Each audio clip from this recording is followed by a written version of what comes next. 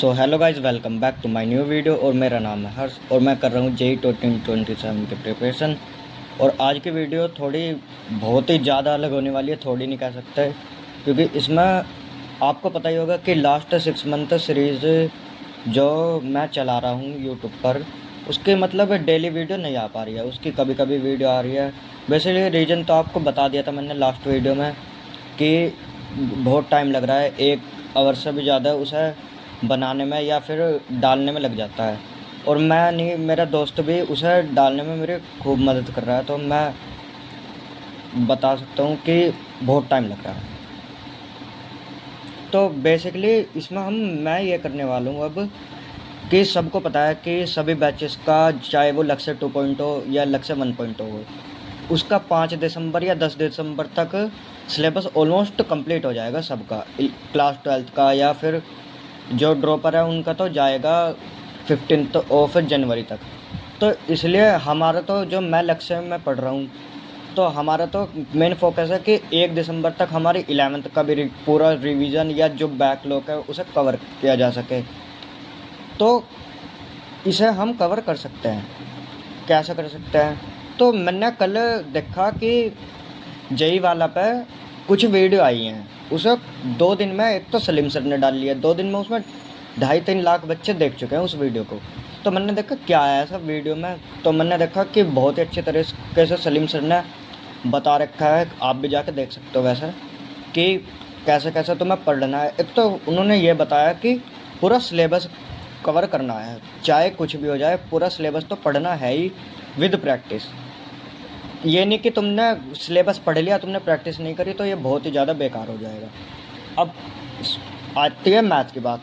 तो मैथ में तो अगर आप क्लास 12th और हाई वेटेज चैप्टर भी कर लेते हो तो आपका बहुत ऑलमोस्ट 99% तो आराम से आ जाएगी मैथ के अंदर। मैथ का तो ये है, क्योंकि मैथ आता है टफ, ये आपको भी पता है और सभी को पता है लगभग। अब एक सर ने बहुत अच्छी बात बताई थी कि ये आप देख सकते हो, यहाँ पर दिख रही होगी ये वीडियो के बीच में ही, कि इसमें देख रहे हो आप कि 6 जुलाई से लेकर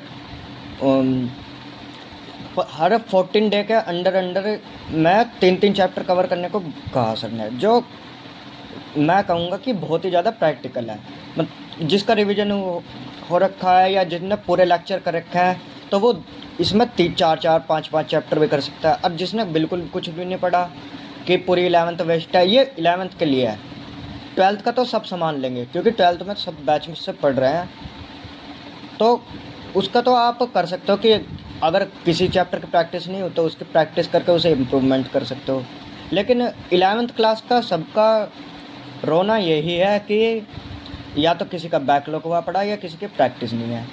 तो आप 3-3 चैप्टर या 4-4 चैप्टर हर 15 डे के अंदर कंप्लीट कर सकते हो। उससे ये होगा कि आपकी 12th भी स्मूथली चलती रहेगी। और मेन प्रायोरिटी तो आपको पता ही है 12th को ही देनी है। लेकिन अगर आप क्लास 11th के ये ऐसा करते रहोगे ना, तो आपका लगभग, अगर 3 चैप्टर भी आपने कर लिए ढंग से 14 डेज के अंदर, तो ऐसा जाकर 25 अक्टूबर तक आपके लगभग 24 चैप्टर हो जाएंगे। और सिलेबस तो हमारा ख़त्म हो जाएगा नवंबर एंड तक। यानी मोटा मोटा, अगर कुछ चैप्टर बहुत ही छोटे भी हैं, जैसे यूनिट एंड मेजरमेंट हो गया, 1D हो गया, 2D हो गया, ये 2 दिन में हर बच्चा कंप्लीट कर लेगा। 1D है, ये 3-4 घंटे में आराम से हो जाएगा अगर किसी ने पढ़ रखा।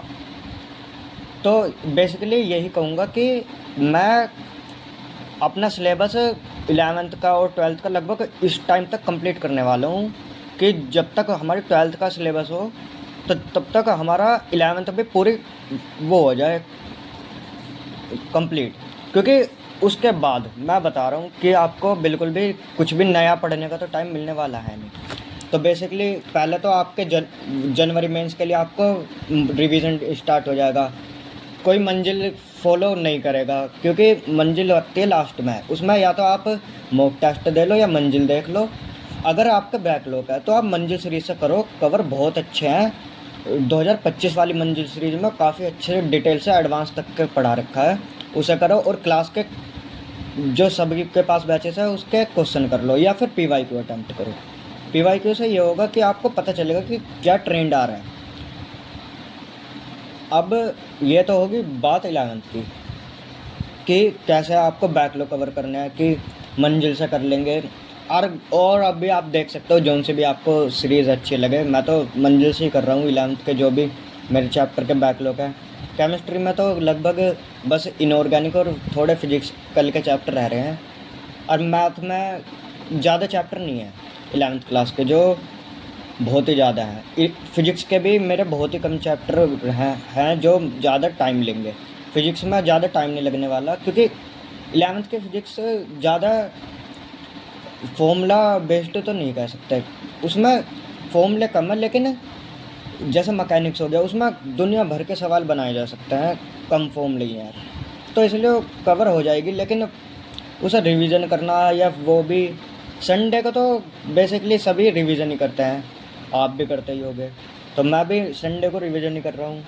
तो ये आज के टास्क भी दे सकते हो कि मैंने आज सुबह से पहले तो 8 बजे तक मैंने रिवीजन करा था केमिस्ट्री का, और फिर मैंने कल लेक्चर नहीं लिया था फिजिक्स का लास्ट वाला, तो वो मैंने कंप्लीट करा। फिर मैं अब प्रैक्टिस कर रहा हूँ फिजिक्स की करंट इलेक्ट्रिसिटी, तो उसे देख रहा हूँ कि क्या क्या क्वेश्चन आ रहे हैं। काफ़ी अच्छे क्वेश्चन आ सकते हैं उससे भी।